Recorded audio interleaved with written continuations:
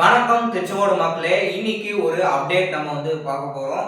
Maybe நான் நினைச்சிருந்தேன் இந்த மாதிரி ஜனநாயகம் படம் ரிலீஸ் ஆகும்போது அமர்ஜோதியில படத்தை போடுவாங்க, ஃபேன்ஸ் எல்லாரும் வருவாங்க அப்படின்னு சொல்லிட்டு.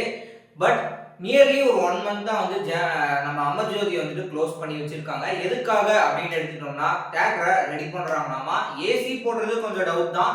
பட் டைல்ஸ் எல்லாம் போட்டுட்டு ஒரு சவுண்ட் ப்ரூஃப் போடுவாங்களா அப்படின்னு தெரியல. குஷன் சீட் இந்த மாதிரி போட்டாங்கன்னா ஆடியன்ஸ் ரெகுலரா வருவாங்க அப்படின்றது அவங்களோட டார்கெட்டாவே இருக்கு. எப்போ ஓப்பன் பண்ணுவாங்க அப்படின்றத பொறுத்து தான் பார்க்கணும்.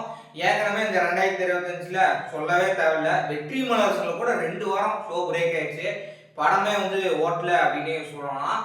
2023ல நடந்தது என்னன்னா, இந்த 3 நாள் படம் ஓட்டிட்டு அதுக்கப்புறம் பெரிய படம் ரிலீஸ் ஆகுது அப்படின்றதுக்காக நாம காத்து இருக்கிறோம் அப்படின்ற மாதிரி, அந்த மாதிரி ஜனநாயகம் படத்துக்கும் காத்துட்டு இருக்கிறாங்க.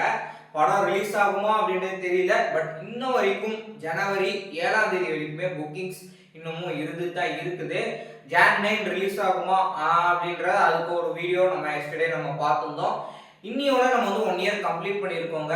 ஸோ ஆரம்பத்தில் ஜெயா அப்படின்னு சொல்லிட்டு ஒரு தியேட்டர் இருந்தது, அப்புறம் அம்பால்னு ஒரு தியேட்டர் இருந்தது, ஞானபகின்னு ஒரு தியேட்டர் இருந்தது, வேல்முருகன் சொல்லிட்டு அதெல்லாம் மந்தரையில் உட்காந்து பார்க்கக்கூடிய ஒரு தியேட்டர் அப்படின்னு சொல்லியிருக்காங்க.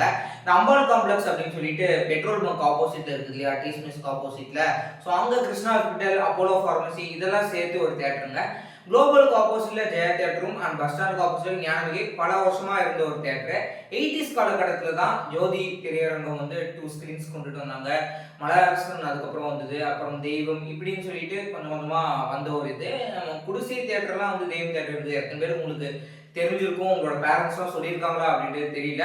2023ல இருந்து தான் 3 ஸ்கிரீனுமே ப்ராப்பரா ஓடுது அப்படின்னு சொல்லலாம். அதுக்கு முன்னாடி என்னைக்கும் குறையாத மவுசு அப்படின்ற மாதிரி ஜோதி திரையரங்கம் இருந்தது. 2023ல இருந்து வெற்றி மலரசன் மவுஸ் குறையாத அளவுக்கு இருக்கு. அந்த அளவுக்கு சென்னை கிரவுண்ட் பிளேட்ல இருந்து வேற லெவல்ல ரெடி பண்ணியிருந்தாங்க.